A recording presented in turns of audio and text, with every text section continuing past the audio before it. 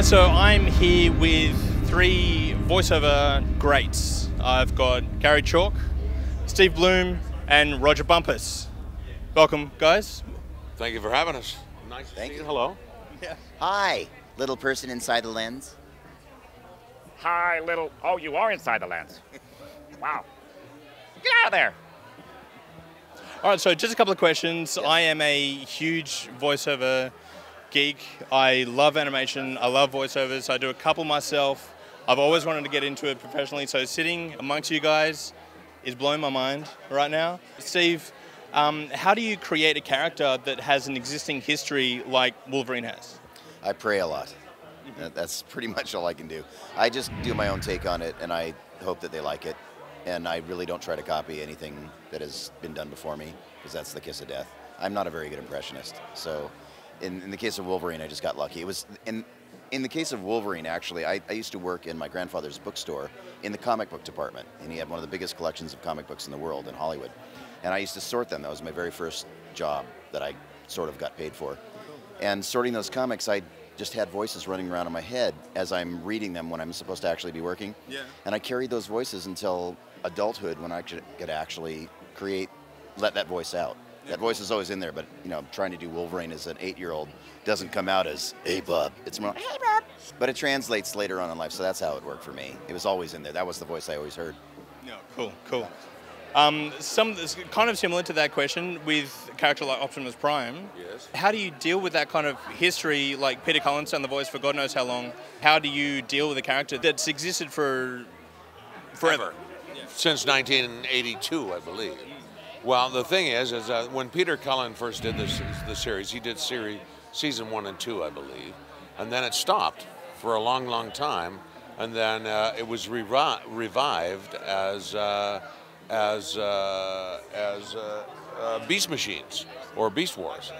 And when I did Beast Wars, I had no idea.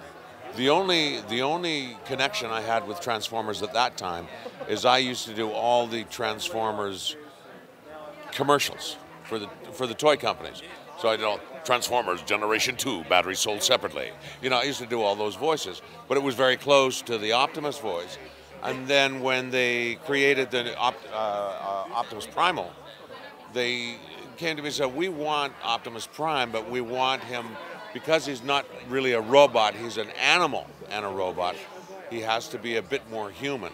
And so we literally tweaked it and tooled around with it and trying to find the balance between the robotic voice of Peter and my voice.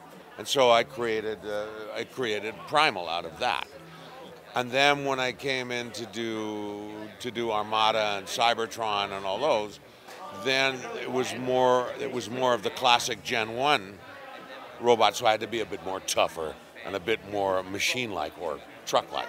And at that time, then I was listening to Peter and trying to come up with similar, but the creative part of me said, well, I'd like to take Primal and then just machine him up a little bit. And it seemed to work, but I have a hard time with dialogue replacement, because you're not only dealing with creating a character, but you're also dealing with the technical aspect of making that character work within an already established anime track. So it was a bit difficult that way, but no, challenges come along and you just accept them and hopefully overcome them. That's all I did. Yeah, cool. I've also got another quick one regarding Colonel Chekov. Yes.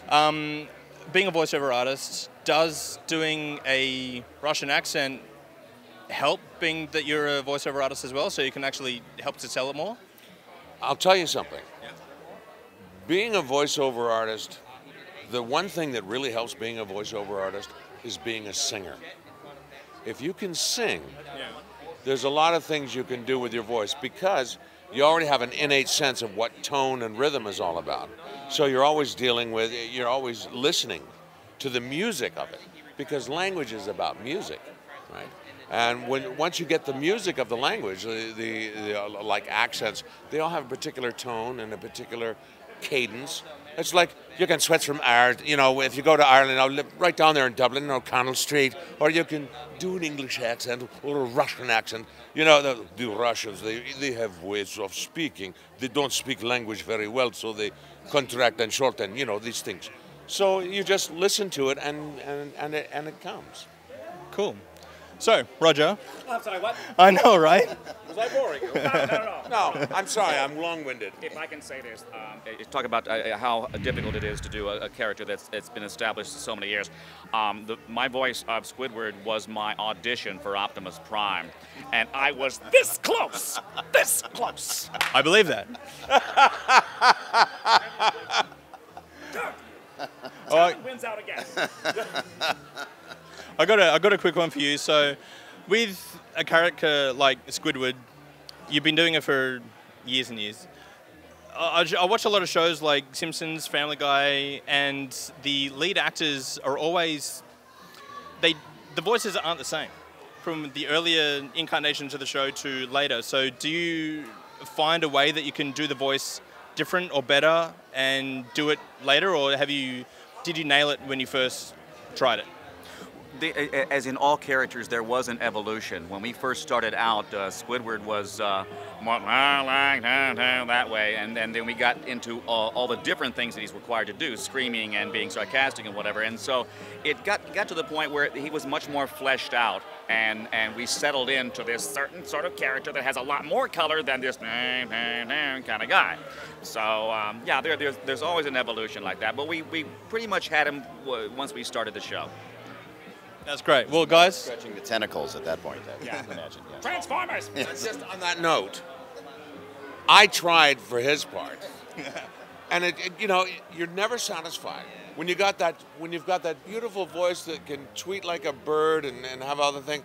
All you want is to be the big deep voice, and when you have the big deep voice, all you want is to be able to tweet like a bird because they get more parts. all right. Well, guys, thank you so much for being on the show, and yeah, we'll catch you later. Thank you. Next time we'll be funny. Oh, yeah, well, Okay. no, you're plenty funny. Next time you pay us, we'll be really funny next time. Really funny. Really funny. I've got some lines I could use right now, but I don't see the green. Yeah. I've heard them all. They're not that funny. All right. Thanks, guys. It's close. It's close.